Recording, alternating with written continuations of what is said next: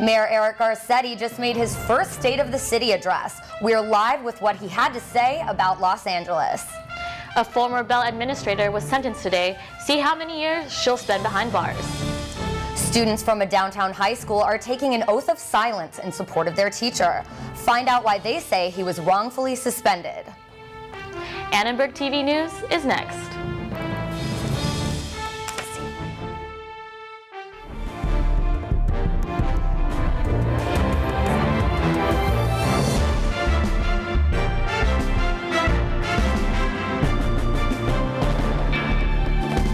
You're watching USC's first source for news, Annenberg TV News. We are ushering in a new era of transparency in Los Angeles. Every dollar in, every dollar out, every dollar in public. Garcetti is calling on residents of Los Angeles to join him in his mission to, quote, build the most creative, innovative city on the face of the earth. Good evening, I'm Camille Riquiestas. And I'm Ashley Regal. Mayor Garcetti recommitted his promise to improve the infrastructure and job market for Angelenos in 2014. We are all tied together. In this region, we must widen the conversation and build coalitions that will position us to win in a competitive global environment. ATVN's Joy Wang is live from the Wallace Annenberg building at the California Science Center, where Mayor Garcetti just gave his first State of the City address. Joy? The mayor emphasized his hopes to bring Los Angeles to the 21st century by bringing a new level of transparency to residents at City Hall and online. We're using social media to engage and survey our residents online, and guess what? People are responding. Our employees are too often ignored or forgotten, trapped in a culture that teaches them to keep their heads down instead of looking up at what's possible. Empower your workforce and you will find innovators.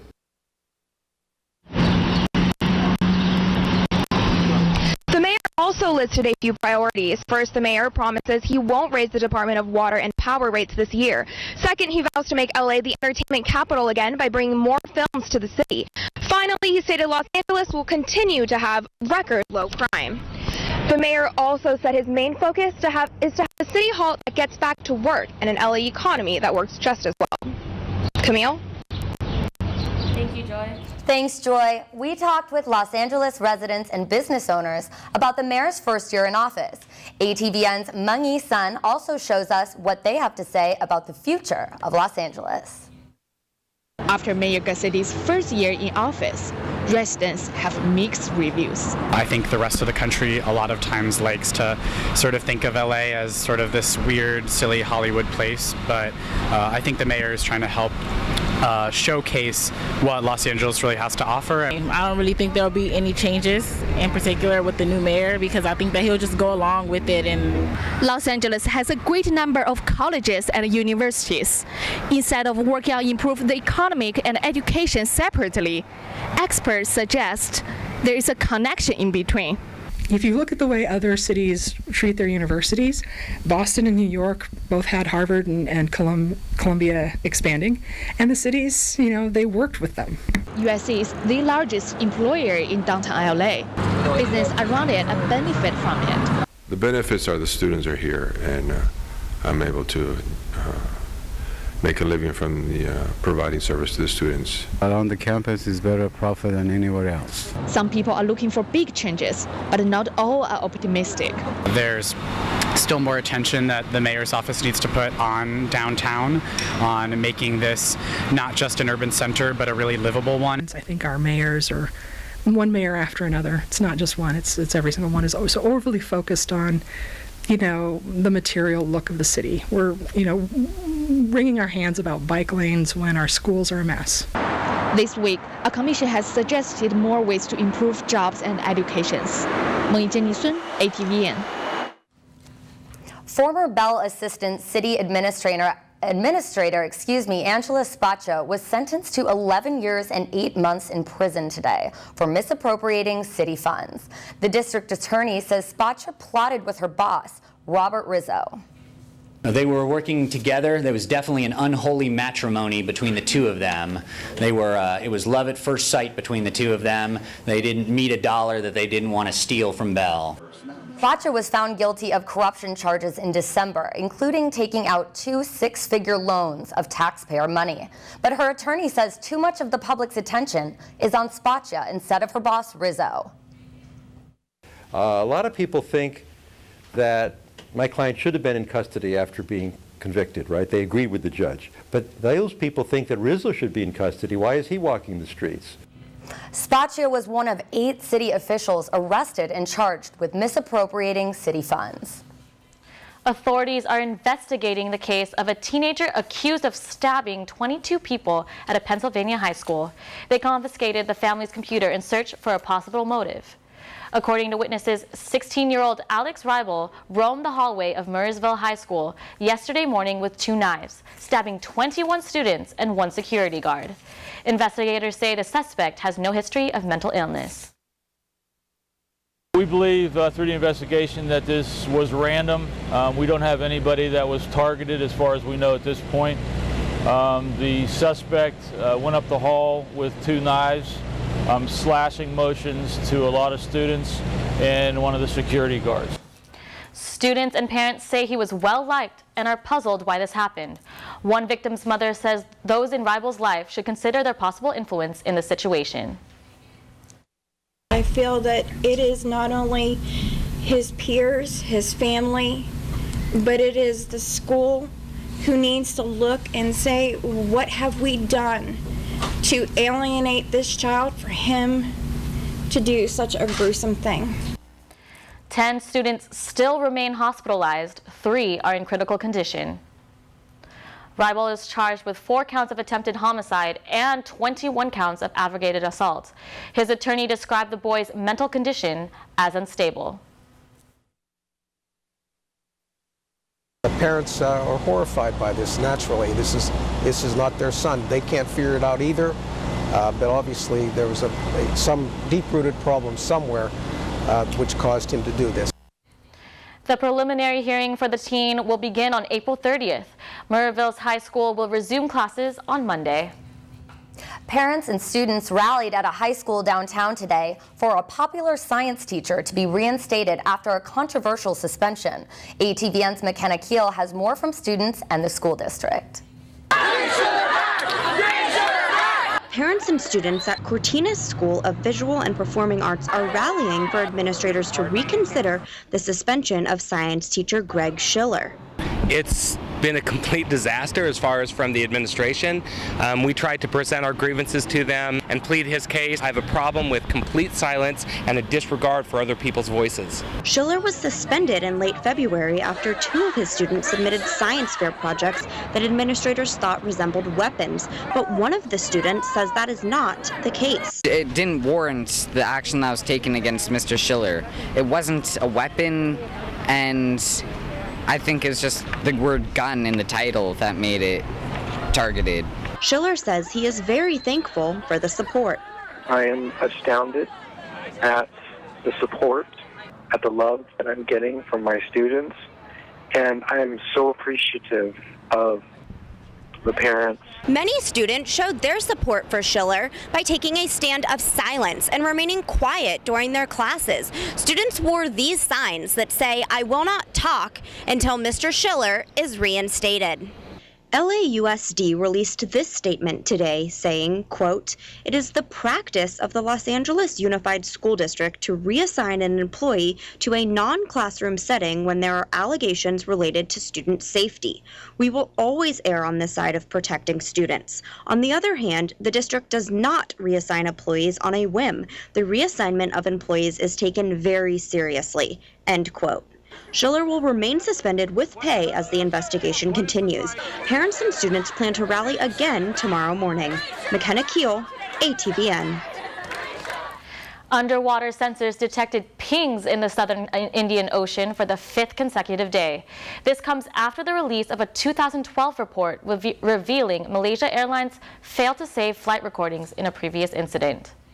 According to a Britain Air investigator, an engine and electrical failure in 2012 forced Malaysia Airlines pilots to manually fly back to London shortly after takeoff. The report says the airline lost all audio information.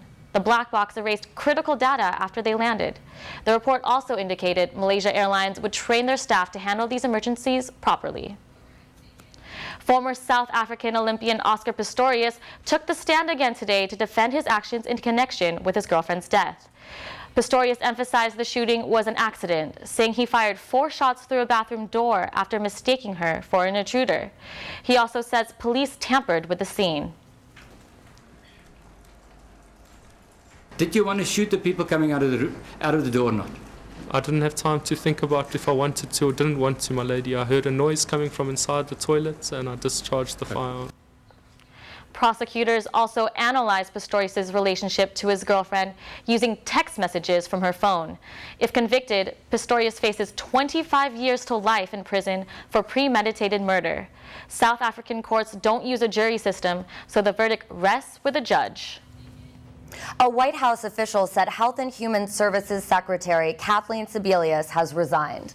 Sebelius was part of President Obama's cabinet for the last 5 years. She resigns a week after more than 7 million people signed up for health insurance during the first enrollment period of the Affordable Care Act. Applications for unemployment benefits are at their lowest level since May 2007. The Labor Department says the 4-week average has fallen to 316,000 applicants, which is down 4,750 from last month. Approximately 2.7 million are receiving unemployment compensation as of March 29th. The Dow and NASDAQ both finished in the red today. The Dow dropped 266 points, finishing at 16,170, while the NASDAQ fell 130 points, closing at 4,054. President Obama was in Austin, Texas today, commemorating the 50th anniversary of the Civil Rights Act. This morning, the Obamas visited the Lyndon B. Johnson Library, where the original Civil Rights Act is on display. During his speech, President Obama praised Johnson for his leadership on minority issues. Because of the laws President Johnson signed, new doors of opportunity and education swung open for everybody. Not all at once, but they swung open. President Obama acknowledged we still have a long way to go to achieve equal rights for all Americans. USC students are driving up to Indio for one of the most in-demand music festivals in Southern California. See who students are most excited to see. A new program allows you to use your computer or your mobile device to send photos and videos to law enforcement agencies. I'm Kim Luffler, and I'll have more on why the LA Sheriff's Department says this program is so innovative. That sounds pretty tasty. USC Viterbi showed off some robots that are doing more than just entertaining students. Find out how engineers were able to create these machines. The Los Angeles Sheriff's Department unveiled a new program today that allows people to send in eyewitness photos and videos of a disaster or major attack. ATVN's Kim Leffler shows us how the program will help law enforcement and protect communities. Thousands of photo and video submissions from last year's Boston Marathon bombings gave the Los Angeles Sheriff's Department the idea to make sending in information easier. It overwhelmed the local system, and they never received everything that was sent. Until now, the only way to send information to law enforcement was via email, but there wasn't an infrastructure to support it. This new program is strong enough to store all submissions. If it comes to that flag-waving public opportunity where you, as badly as us, want to catch this guy, you want to make sure that stuff gets to us and it doesn't get lost.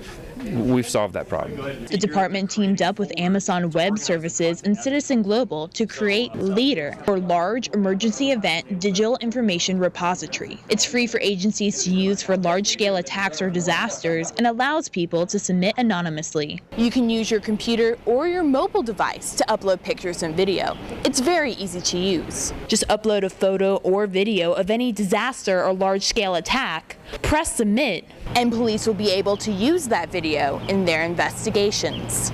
The paradigm has always been see something, say something, is the eyewitness paradigm.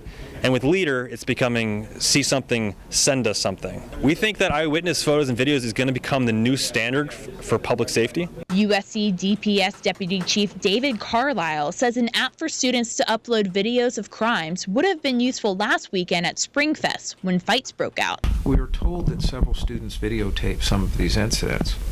Well, where do they send that videotape? Because we'd be interested in seeing it. So what if we came up with a Trojan application on a similar platform that we could use for strictly USC events?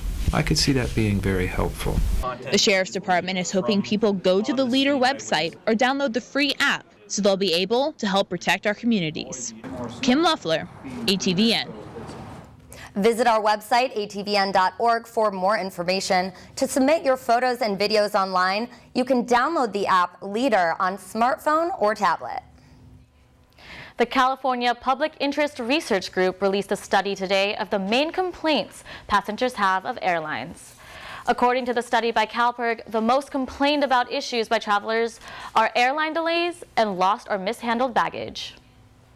The consolidation of airlines, the recent new security measures, and the rising cost of gasoline have caused airways to cut corners. And the people that actually lose in that situation are people like you and I, consumers.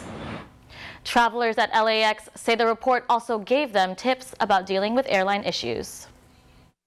Cancellation policy is interesting. I haven't heard about that after 2 hours, if you choose to cancel your flight, that they should refund your money. I wasn't aware of that. Just the requirement that they have to feed you if you've been on the tarmac for 2 hours. Because now with everything, I just look at Southwest, all you probably will get would just be the peanuts. CalPIRG says the survey results show that flyers were most satisfied after flying Southwest, AirTran, and JetBlue. They were least happy with Spirit, Frontier, United, and American. The first weekend of Coachella kicks off tomorrow. The two-weekend music festival near the city of Indio has been around since 1999. We talked to USC students about who they're excited to hear and see.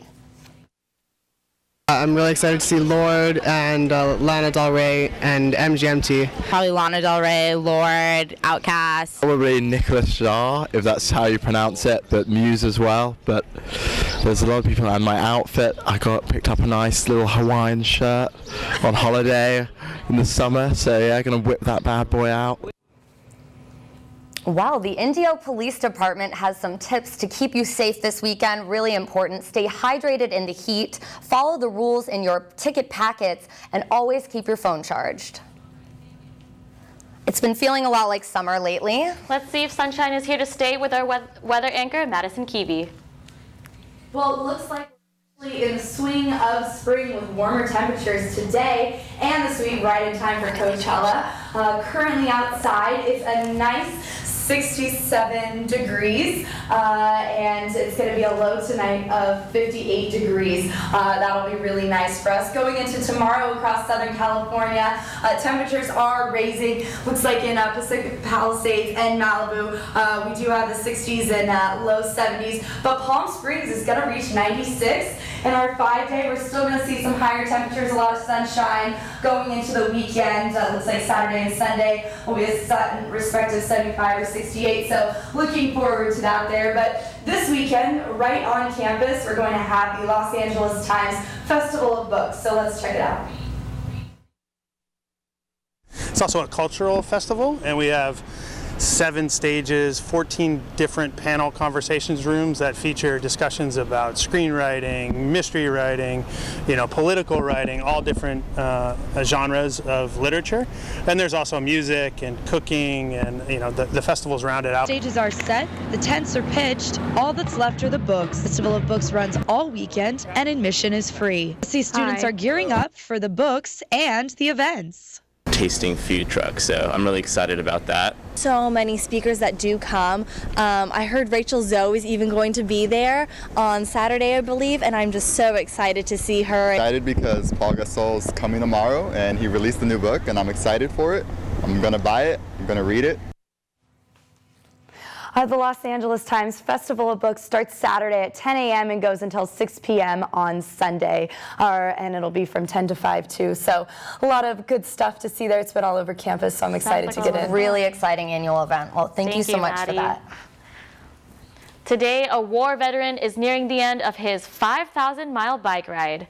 Marine veteran Rob Jones is a double amputee raising awareness for injured soldiers. He says the proceeds he receives along his journey will go toward military charities. Jones stopped in Long Beach this morning to share his story and encourage people to get involved with the cause. I hope to have raised $1 million for these charities that I'm riding for. We're at about 100,000, a little over 100,000 now. I'm very proud of him. He's just keeps going. So he's not letting losing both his legs get him down at all. So, and he's an inspiration, I think, to other people that have been injured like him, that if you want to, you can do it. Jones will finish his 6-month journey at Camp Pendleton this weekend. USC Center for Robotics and Embedded Systems celebrated National Robotics Week by opening their research labs to elementary and middle school students. The annual event included interactive demos with human-like underwater and reconfigurable robots. The robots did everything from mimic human motions, suggest workout routines, and even speak with students about healthy eating habits. Students at the event were excited about someday becoming the researchers they saw today. I want to get my degree in engineering there, and I want to work on the supercomputer, and I want to create a new generation of robots, basically. Do what you want to do, right? And even if you think that you can't do it, you might already be that person. Engineers who work on these robotic projects answered questions and gave insight into their processes. What I'm particularly interested in is really the assistive side of socially assistive robotics. So taking robots and using them to help different groups of people who might need robots to make their lives easier. Teachers and chaperones at the event said their students left inspired and motivated about engineering and going to college. So I hear there's a big golf tournament going on this weekend? Yeah, it's, I guess, not hard to get excited for the Masters. I don't know a ton about that, but let's move it on over to our sports anchor today, Ben. Thanks, guys. That's right, the race for the green jacket is on. We've got highlights from the first round at Augusta. And here at USC, women's tennis is looking to get back in the swing of things. Find out how they plan on taking down ASU and Arizona. Sand volleyball is on a hot streak. They have bump sets spiked their way to the top of the rankings. Find out how they are staying motivated. Tell a friend. ATVN Sports is next. Welcome back to ATVN. The Masters are underway, and even without Tiger, the first round at Augusta provided plenty to roar about.